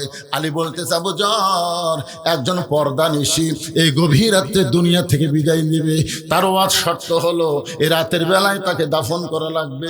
যা যা কবর কর। আবু যর গিফার বলে, আলী ভাই সেই পদ্মানিশী কে গো? তার নাম কি তোমার মুখস্থ নাই? আলী বলতেছে, আমার হাসান হোসাইন আজকে গভীর রাত্রে মা হারাবে। আবু যর গিফারি বলতেছেন, 6 মাস আগে নবী দুনিয়া থেকে বিদায় নেওয়ার পরে তোমার 2টা সন্তানের চোখের পানি এখন পর্যন্ত শুকাই নাই। যত সাহাবী পায় প্রত্যেকটা সাহাবীর সামনে জিজ্ঞাসা করে, আমার নানা কোথায় গেল? আমার নানাকে আমরা 2টা ভাই খুঁজে পাই না। 6টা মাস হলে হাসান হোসেন নানার জন্য কান্দে। আজকে গভীর রাত্রে যদি মা মারা যায় তোমার সন্তান 2টাকে কেমনে সামাল দিবে? আলী বলতেছে, আবু যর পরের চিন্তা পরে কর, যায় একটা কবর কর। হযরত আবু যর গিফারি কোদাল নিয়ে জান্নাতুল বাকির পূর্ব কোণায় গিয়ে দেখে সবুজ রঙের একটা বাতি জ্বলতেছে, যেই বাতির কোনো তার নাই, যেই বাতির কোনো সুইচ নাই, বিনা তারে বিনা সুইচ আমার আল্লাহ তাআলা অটোমেটিক জ্বলায়া দিছে। লিল্লাহে তাকবীর। অনেক সময় আমার কাছে গল্প করে, কোনো জানলা নাই, দরজা নাই, কবরে কোনো বালিশ নাই, খেতা নাই, এই কবরে কেমনে থাকবো? আরে পাগল, কবরের পাথেও দুনিয়া থেকে জোগাড় করে যদি যাবার পারেন, আপনার কবর কবর থাকবে না, আপনার কবর জান্নাতের বাগান হয়ে যাবে। জোরে কোনো কথা ঠিক না? এই জন্যই তো কবি তার গজলের মধ্যে বলতেছেন, কিন্তু যেদিন ডাক পড়িবে কবর মাঝে যাইতে, জোগাড় কিছু করছো বন্ধু তার মাঝে বিছাইতে। কিন্তু যেদিন ডাক পড়িবে, কিন্তু যেদিন, সেটা কোন দিন? তাহলে যে কোনো সময় যদি ডাক পড়ে, তাহলে কবরের জন্য আপনারা কি জোগাড় করছেন? খলিফা হারুনের দরবারে একটা পাগল মাঝে মধ্যে আসতো, পাগলের নাম হলো বাহরুল পাগল। ধরে কোন কি পাগল? কখনো কান্দে কখনো হাসে। উজির নাজির মন্ত্রীরা বিরক্ত হয়ে খলিফা হারুনকে বললেন, যাবো না, এই পাগল যেন রাজ দরবারে না আসতে পারে, এমন একটা ব্যবস্থা করেন, এই পাগল ছাগল রাজ দরবারে। খলিফা হারুন চিন্তা করলেন কি করা যায়। তিনি বাহলুলকে কাছে ডেকে বললেন, বাহলুল ভাই, আমাকে একটা কাজ করে দেওয়া লাগবে, আপনি পারবেন? বাহলুল চিন্তা করে, পাগলক যাই ভাই কছে, কি কাজ? যাবো না। বলে, আমার একটা লাঠি আছে, এই লাঠিটা আপনাকে দিয়ে দিলাম, শর্ত হলো আপনার চাইতে বোকা যদি কেউ থাকে তাকে লাঠিটা দিয়ে দিবেন। বাহলুল পাগল লাঠি নিয়ে চলে গেছে। খলিফা হারুন বললেন, শোনো, এই পাগল আর দরবারে আসবে না।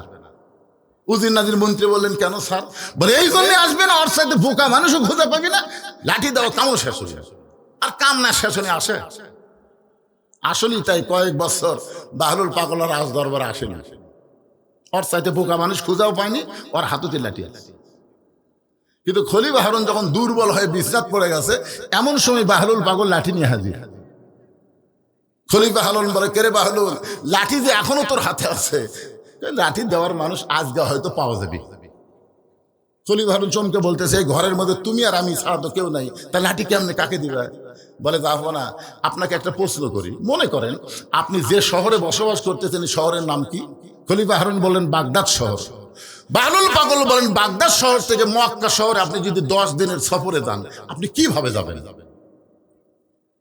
খলিফা হারুন বলতেছে, পাগল, বাগদাদ হলো আমার সিনা, মক্কা হলো আমার অসিনা, তাহলে সিনা শহর থেকে অসিনা শহরে গেলে মাল সামানা জোগাড় করি আমাকে যাওয়া লাগবে, কারণ ওখানে যায় যেন আমার বিপদ না হয়। বাহলুল পাগল বলে, যাবো না। শোনেন, দুনিয়ার একটা শহর থেকে আর একটা শহরে 10 দিনের সফরে গেলে মাল সামানা জোগাড় করে আপনি রওনা দেবেন, তাহলে দুনিয়ার জগৎ থেকে আখিরাতের জগতে কবরের ঈশ্বাসন দিয়ে আপনাকে যাওয়া হবে, যে কবরের মধ্যে 50,000 বছর আপনাকে থাকা লাগবে। সে কবরের পাথেয় হিসাবে কতটুকু আপনি জোগাড় করছেন? খলিফা হারুনের চোখ দিয়ে দর দর করে পানি পড়তেছে। বাহলুল পাগল বলে, যাবো না। খবর কি? বলে, ওই কবরের জন্য আমি তেমন কিছু জোগাড় করতে পারি নাই। বাহলুল পাগল বলে, তাহলে আপনার লাঠি আপনি নেন। এই দুনিয়াতে আসার পরে মৃত্যু সামনে আছে, এইটা জানার পরে কবরের পাথেও যারা জোগাড় করে না, তারা হলো সব চাইতে বড় বোকা। এই দুনিয়াতে আসার পরে মৃত্যু আমাদের সামনে আছে না নাই? কতক্ষণ আছে না নাই? তাহলে মৃত্যুর সামনে থাকলে কবরের পাথেও জোগাড় করার দরকার আছে না নাই? আজকে কবরের পাথেও হবে এই ওয়াক্তিয়া মসজিদকে আল্লাহর ওয়াস্তে প্রাণ খুলে কলিজা থেকে দান করা। এত কথা বলার পিছনে কারণ হলো কি জানেন? দান বাক্স যখন আমার সামনে দিয়ে যায়, তখন আমার মন বলতেছে, দান বাক্স যখন আসলো কি দিব?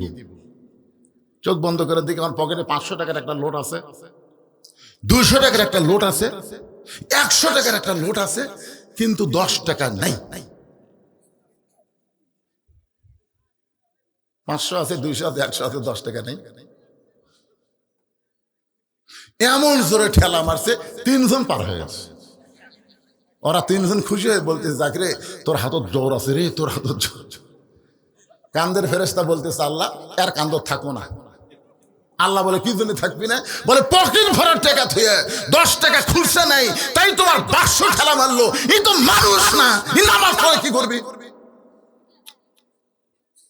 আল্লাহ বলে, ফেরেশতা তোরা সাক্ষী থাক যে দান বাক্স ঠেলা মারছে, ওই দান বাক্স ঠেলা মারেনি, ওর জীবন থেকে জান্নাতও ঠেলা মারছে। আজকে আপনাদের কাছে ব্যাগ যদি যায়, রুমাল যদি যায়, কারা কারা ঠেলা মারবেন? পকেটের টাকা থেকে কারা কারা ঠেলা মারবেন? হাত তোলেন তো দিকে। এক একটাও নাই। তার মানে ঠেলা কেউ মারবেন না, পারো তো পক্ষে আপনারা দিবেন। কারা কারা দিবেন? ওয়াক্তে মসজিদকে মহব্বত করে দুই হাত তোলে একটু আল্লাহকে দেখান তো দেখি। যারা দিবেন হাত তোলেন তো ভাই, টান টান করে তোলেন তো। কেমন আপনারা তোলেন নাকি? এই সবাই তোলেন, টান টান করে তোলেন। লিল্লাহি তাকবীর। হাত নামান। আচ্ছা, এখন আর একটা পরীক্ষা হলো, কারা কারা দিবেন না তারা হাত তোলেন। তার মানে বোঝা গেল সবাই দিবে। এতগুলো মানুষ যদি 10, 20, 50, 100 করে দেন, তাহলে মোটামুটি টাকা কি কম হবে? আমার মায়েদের বলতেছি, মা আপনাকে ওয়াজি কিন্তু চলতেছে। জহুরা মালিকি সমস্ত মুরিদের আব্দুল কাদের জিলানীকে প্রশ্ন করছে, মনে আছে আপনাদের? সেই জহুরা নিয়ে কথা বলতেছি। আমার মায়েদের মধ্যে মেয়েরা আদায় করবে, সবাই ব্যাগ নিয়ে ঢুকবে, চাদর নিয়ে ঢুকবে। আপনার আল্লাহর হস্তে পকেটে হাত দিয়ে দিবেন। সব মানুষ ব্যাগে চাদরে দিবে না।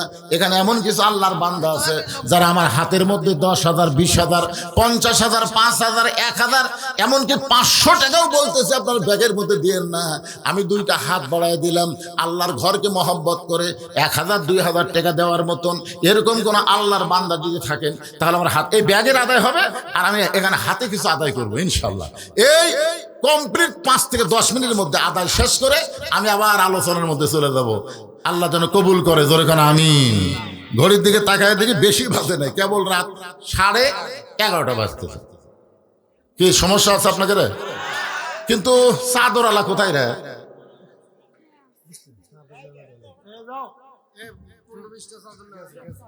গেছে?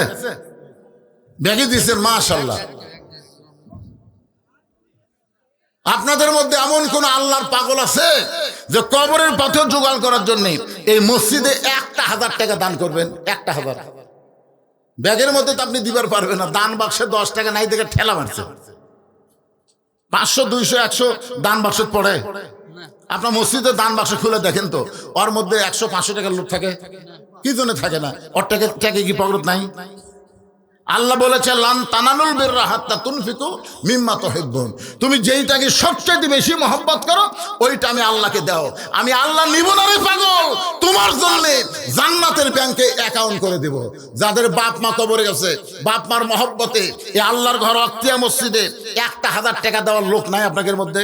যে লোকটা প্রথম উঠবে আর দেখা দেখি যত মানুষ দান করবে, ও দানের একটা অংশের সব পাবে। এই জন্য প্রথম ওটাটা খুব বাপের বেটার কাম। ওঠেন, 1,000 টাকা নিয়ে ওঠেন, আল্লাহর একজন বান্দা।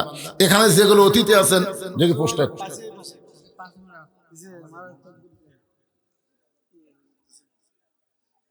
1,000 দিবেন, বেশি দেন না। আমি এলার কাছে আছি রে বাবা। আমি কি পিছন দিকে হাত মারছি? এই সামনে দাঁড়া। যে লোকটা মাঝখান থেকে উঠবি উই যেন ওই জায়গার না পায়। আপনার কি আমার কথা বুঝলেন?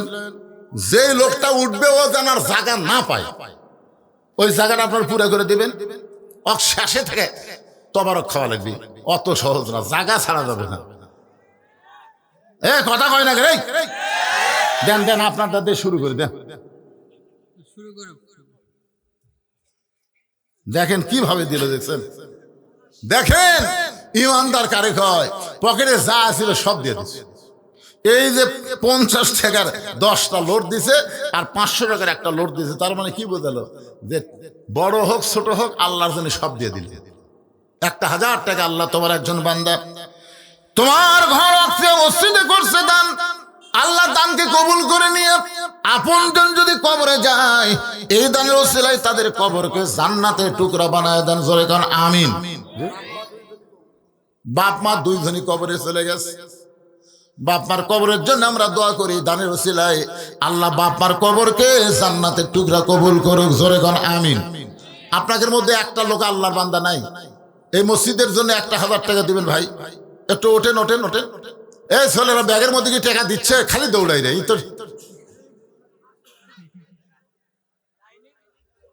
হ্যাঁ, ফকির কিন্তু কোনোদিনও বাপের কাছে ভিক্ষা চায় না। কোনোদিন দরজা বলছে, বাবা 4টা ভিক্ষা দেন বাবা, এই কথা কয় না। মারে মারে 4টা ভিক্ষা দাও মা।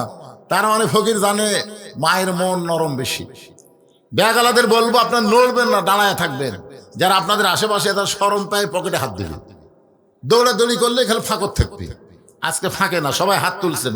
যারা হাত তুলছেন সবাই পকেটে হাত ঢুকাবেন, আল্লাহর রাস্তায় দান করবেন। পিছনে যারা দাঁড়িয়ে আছেন আপনারাও দান করবেন। একটু জিকির করেন লা ইলাহা ইল্লাল্লাহ, লা ইলাহা ইল্লাল্লাহ, জোরে লা ইলাহা, লা ইলাহা ইল্লাল্লাহু মুহাম্মাদুর রাসূলুল্লাহ।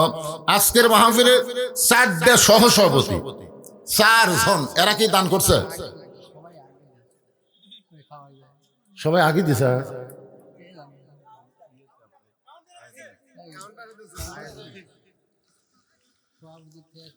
সব সভাপতির থেকে সবাই সবাই দিছে।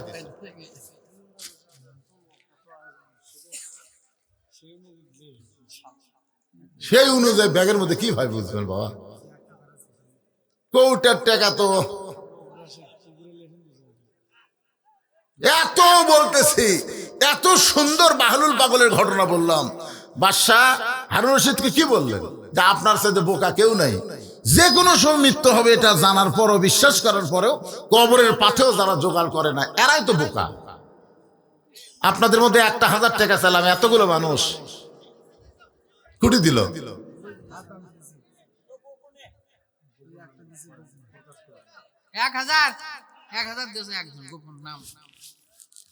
নাম বলবে না, গোপন একজন আল্লাহর বান্দা 1,000 টাকা দান করছে, আল্লাহ কবুল করেন।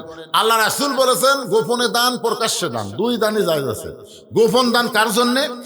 কোন সম্ভ্রান্ত বংশের মানুষ গরিব হয়ে গেছে, খুবই সম্ভ্রান্ত ব্যক্তি গরিব হয়ে গেছে, সে মানুষের কাছে ভিক্ষা চাইতে পারে না, তখন তাকে গোপনে গোপনে দান করবেন, তার সম্মানের যেন ক্ষতি না হয়।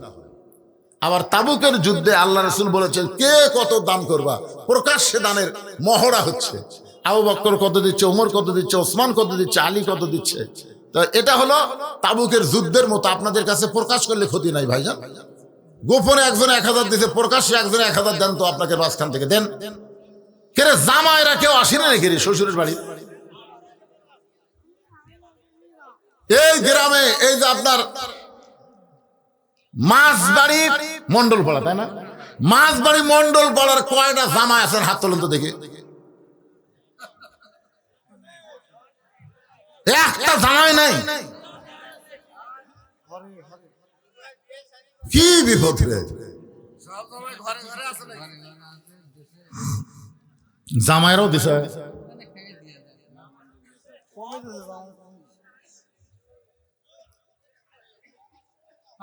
মাশাআল্লাহ।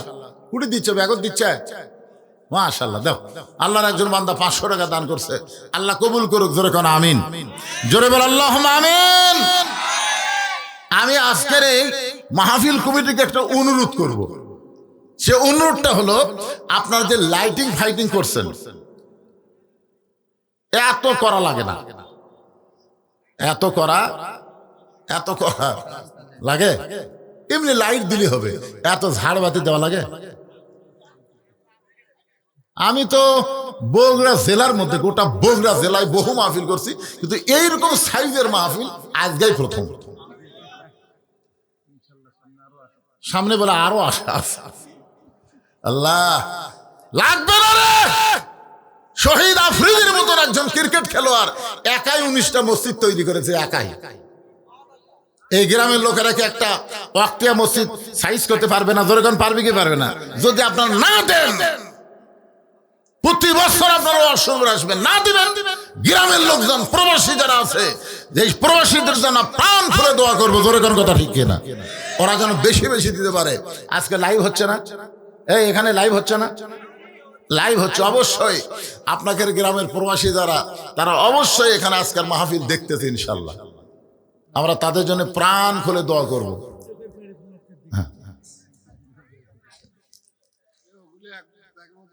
এই যেগুলো টাকা আদায় হয়েছে মায়েদের মধ্যে যারা করতেছে, এগুলো তো বিশ্বস্ত লোক লাগবে।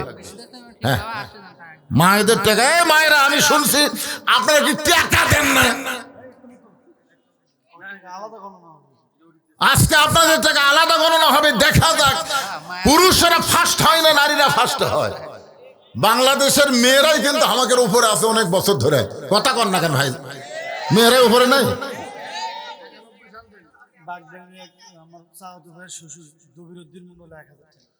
বাগবাড়ি আমার বাপজানের চাওতো ভাইয়ের শ্বশুর দবির উদ্দিন সাহেব 1000 টাকা দান করেছে। আল্লাহ তার দানকে কবুল করেন। যে নিয়তে দান করছে আল্লাহ নেক নিয়ত নেকাশাকে আল্লাহ আপনি কবুল করেন। জোরে বলে আমিন। আচ্ছা, আপনাদের যাদের বাপ মা মারা গেছে, আল্লাহর এই ঘর মসজিদে কোরআন শরীফ বাবদ, পবিত্র কোরআন শরীফ বাবদ মাত্র 200 টাকা দান করা লাগবে। যাদের বাপ মা মারা গেছে আপনার 200 টাকা দান করবেন। একটা কোরআন শরীফ দান করার যে সওয়াব হয়, এই সওয়াব আল্লাহ আপনার বাপ মার কবরে দিয়ে দেবে। এমন কোন আল্লাহর বান্দা আছে বাপ মার কথা মনে করে ওয়াক্তিয়া মসজিদের জন্য কোরআন শরীফ বাবদ 200 টাকা দিবেন? দেখেন বলার সাথে সাথে আল্লাহ কত আছে বাবা, মাশাআল্লাহ মাশাআল্লাহ। এই দান কিন্তু কোরআন শরীফ বাবদ যারাই দান করেন, পৃথিবীর শ্রেষ্ঠ দান একটা কোরআন শরীফ। একটা কোরআন শরীফ বাবদ আপনি 200 টাকা দিবেন। সামনে থেকে একজন আল্লাহর বান্দা বাপ্পার জন্য কোরআন শরীফ বাবদ 200 টাকা করছে দান। দোয়া করে দিলাম আল্লাহ বাপ্পার কবরকে যেন জান্নাতের টুকরা বানায় দেন। জোরে কান আমিন। অনেকে বলতে হুজুরা বাপ মা তো মরেনি, আপনি বাপ মাকে নিয়ামত বিশ্বাস করে আল্লাহ বাপ মার হায়াত বাড়ায় দিক, এজন্য দোয়া চাওয়ার দরকার আছে না নাই? এখন বুঝতে পারতেছেন না? 18 সালে আমার বাবা মারা গেছে আর 23 সালের ডিসেম্বরে আমার মা মারা গেছে। এখন বাড়িতে যাই, শূন্যস্থান দেখতে পাই। মায়ের মতন আপন কেহ নাই রে দুনিয়ায়, মা জননী নাই রে জাহান, এই দুনিয়ায় তাহার কেহ নাই। মায়ের মতন আপন কেহ নাই রে দুনিয়ায়, বাবার মতন আপন বন্ধু নাই রে দুনিয়ায়। নিজে না খাইয়া বাবা, নিজে না খাইয়া বাবা সন্তানকে খাওয়ায়। সেই বাপ মার জন্য একটা কোরআন শরীফ বাবদ দান করে পারলেন না? আল্লাহর একজন বান্দা কোরআন শরীফ বাবদ 200 টাকা দান করেছে। আল্লাহ এই দানকে কবুল করে দরদের মা বাবার কবরকে জান্নাতের টুকরা কবুল করে দেন। কত টাকা কত পয়সা দুনিয়াতে কত হালে কত দিকে চইলা যায়।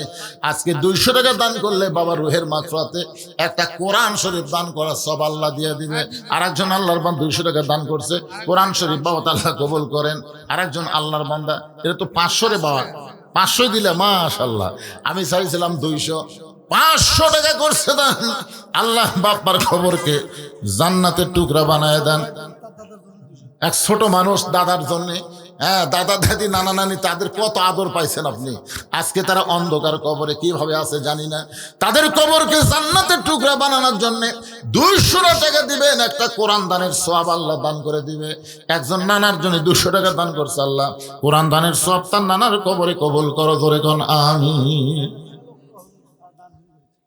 ডাড়া থাকা লোকগুলা বলে দান করতেছে না, ওদের কাছে ব্যাগ গেছে, তোরা দিছে, সবাই দিছে ইনশাল্লাহ। ব্যাগের খবর কি রে? ব্যাগের খবর ভরেনি? এবার ব্যাগ একটু সামনে নিয়ে আসো তো দেখি তো। ব্যাগের মধ্যে যদি আবার খালি ব্যাগ ঢুকাই, এক ব্যাগের মধ্যে খালি ব্যাগ ঢুকাছে, তখন তো ব্যাগের ঠেলায় ব্যাগ বড় হয়ে যাবে। মাশাআল্লাহ, 200 না 250 টাকা দান করছে। আল্লাহ কবুল করেন। আল্লাহ সবগুলো মিলে এই কয় টাকা?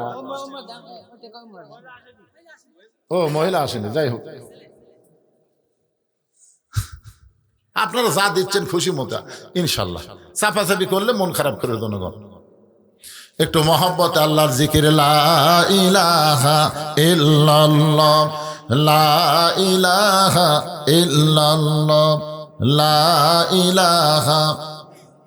আল্লাহর জিকির করতে অলসতা লাগতেছে, লা ইলাহা ইল্লাল্লাহ, লা ইলাহা ইল্লাল্লাহু মুহাম্মাদুর রাসূলুল্লাহ সাল্লাল্লাহু আলাইহি সাল্লাম।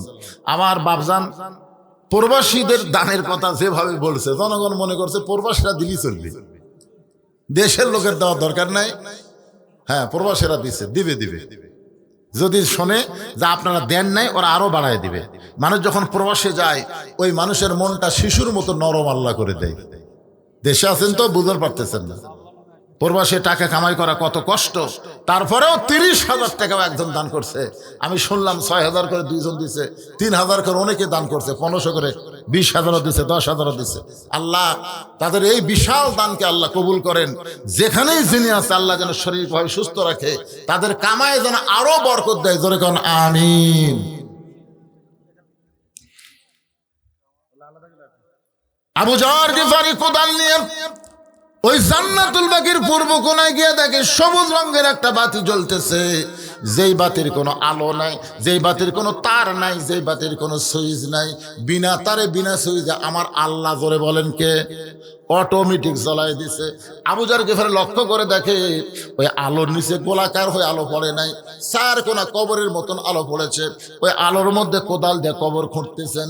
কবর খুঁড়তে খুঁড়তে এক সময় আবু যর গিফারি আবেগে মুখ ফসকে বলে ফেলেছে, কবর তুই কি জানিস রে কবর আজকে গভীর রাত্রে কবর খোঁড়ার কারণ কি?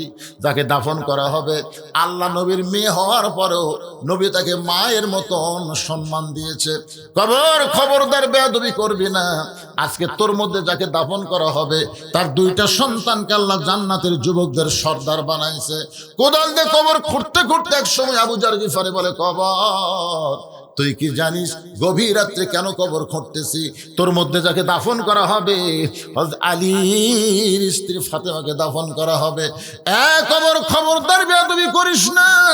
এই কথা বলে আবার যখন কোদাল মারতে চায় এমন সময় কবরের ভিতর থেকে আওয়াজ আসছে, আবু যর কার মা কার মেয়ে কার বিবি এইটা কবর দেখবে না।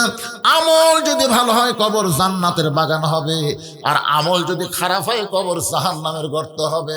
আপনারা মনে করেন না এই কথাটা ফাতেমার জন্য বলছে? ফাতেমার জন্য না, আমরা যারাই কবরে যাব তাদের সবাইকে লক্ষ্য করে বলা হয়েছে, কার মা কার মেয়ে কার বিবি এইটা দেখা হবে না, দেখা হবে আমল যদি ভালো হয় কবর জাহান্নামের কি হবে, গর্ত। আমল যদি ভালো হয় জান্নাতের টুকরা হয়ে যাবে, আমল যদি খারাপ হয় কবর জাহান্নামের গর্ত হবে। এই শব্দ আবু যর গিফারির কানে ঢোকার সঙ্গে সঙ্গে গোটা দেহ থর থর করে কম্পন শুরু হয়ে গেল, হাতের কোদাল পড়ে গেল, আর কবর খুঁড়তে পারলেন না। হযরত আলী গভীর রাত্রে ফাতেমার দেহটাকে নিজের কাঁধে করে নিয়ে ওই জান্নাতুল বাকিতে যাবার চায়, কিন্তু ঘরের মধ্যে ঢুইকা থেকে অবাক কাণ্ড, ফাতেমা নিজে নিজেই গোসল করেছে। সুবহানাল্লাহ বলেন। ফাতেমারে কোনো মেয়ে মানুষ গোসল করায় দেয় নাই, নিজের শেষ গোসলটা নিজেই করেছেন। এই কারণেই করেছেন ফাতেমা মেয়েদেরকেও পর্দা করে। জোরে কর না সুবহানাল্লাহ। খাদিজাতুল কুবরা বলে, আমার পেট থেকে ফাতেমা যখন জন্ম নিল আমি আশ্চর্য হয়ে গেলাম, আমার প্রসবের কোনো ব্যথাই হলো না।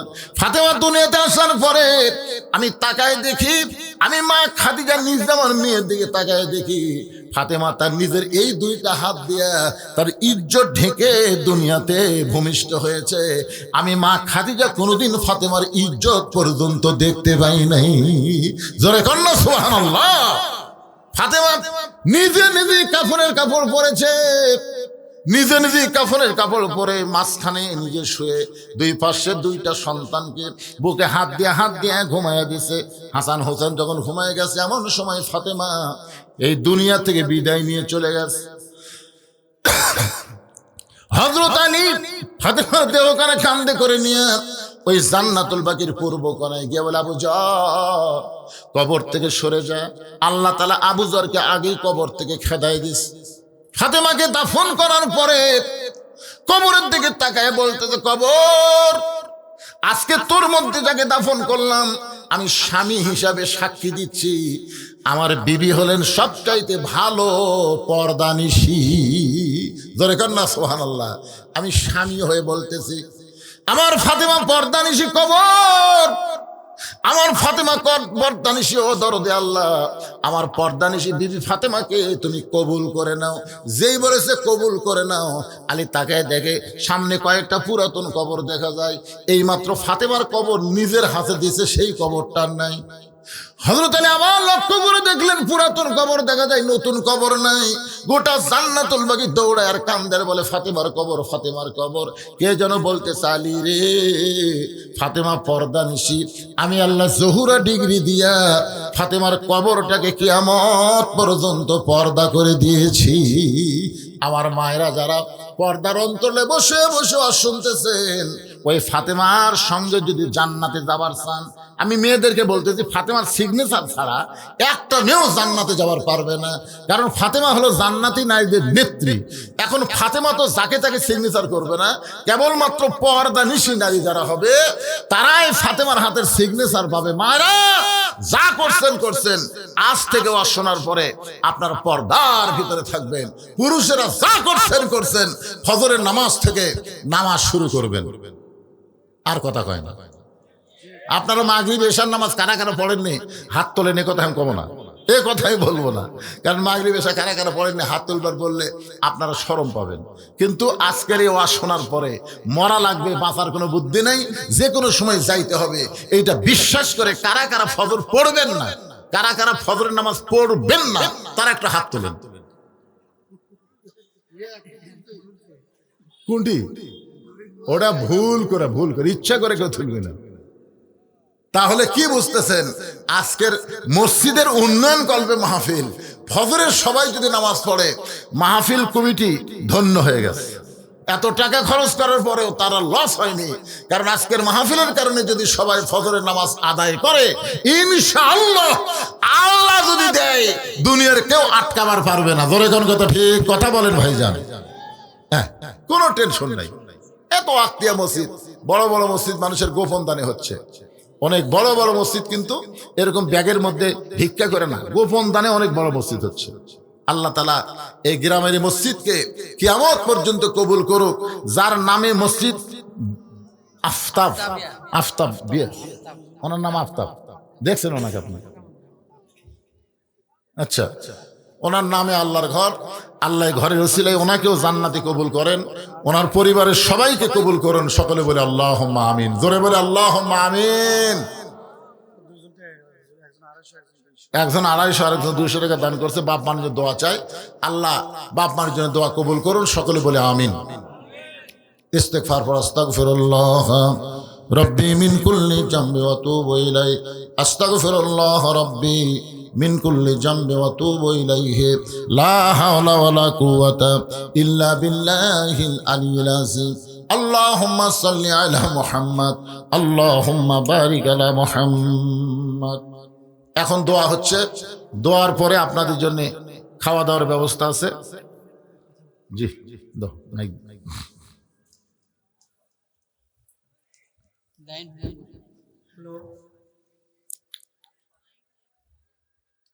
সম্মানিত মুসল্লিবৃন্দ, আমাদের সামের যারা এখানে আছেন, যারা সামের আছেন, তারা দয়া করে কিন্তু উঠে আপনারা ভান্ডারখানার দিকে চলে যান।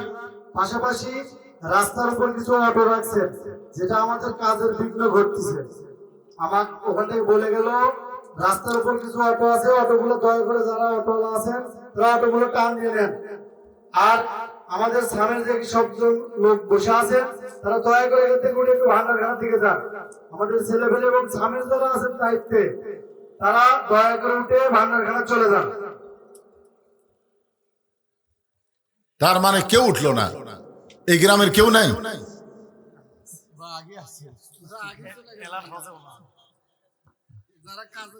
মাশাআল্লাহ, মাশাআল্লাহ। আল্লাহুম্মা আমিন। আল্লাহুম্মা আনতাস সালাম ওয়া মিনকাস সালাম, তাবারাকতা ইয়া যাল জালালি ওয়াল ইকরাম। আয় আল্লাহ তাআলা, আরামের বাড়ি, আরামের ঘুমকে বাদ দিয়ে ল্যাপতোষকের মহব্বত কলিজা থেকে বের করে এই জান্নাতের বাগানে বসে বসে কোরআন হাদিস আলোচনা শোনার শেষে আমি গুনাহগারের সঙ্গে রহমতের দরজায় ফকির হয়ে দোকানে হাত তুলেছে। মেহেরবানি করে আজকের মাহফিল আমাদের সকলের হিদায়াতের জন্যে, নাজাতের জন্যে, জান্নাতের জন্যে কবুল করো। এই মাহফিলের শুরু থেকে শেষ পর্যন্ত যত আলোচনা হয়েছে আল্লাহ, এর মধ্যে যদি ত্রুটি হয়, ভুল হয়, মাফ করে দিও। এর যা হাদিয়া মঞ্জুর করো, সোনার মদিনায় নবী পাকের রওজা মোবারকে আল্লাহ কবুল করে নিও। তামাম আম্বিয়ায়ে কেরাম আসহাবে কেরাম, তাবিনী কেরাম, তাবা তাবিনী কেরাম, তামাম পৃথিবীর মাটির নিচে যত মুমিন মুমিনা আছে আল্লাহ সকলের আরওয়াফরে হাদিয়া কবুল করো। আমরা যারা হাত তুলেছি আমাদের জনম দুখনি মা যাদের কবরে গেছে, আমাদের দরদের বাবা আজকে যাদের কবরে রয়েছে আল্লাহ মেহেরবানি করে মা বাবার কবরকে জান্নাতের টুকরা কবুল করো। আমাদের দাদা দাদি নানা নানি আত্মীয় স্বজন আমাদের আপনজন যারা কবরে গেছে আল্লাহ কবরবাসীদের মাফ করে দাও আল্লাহ।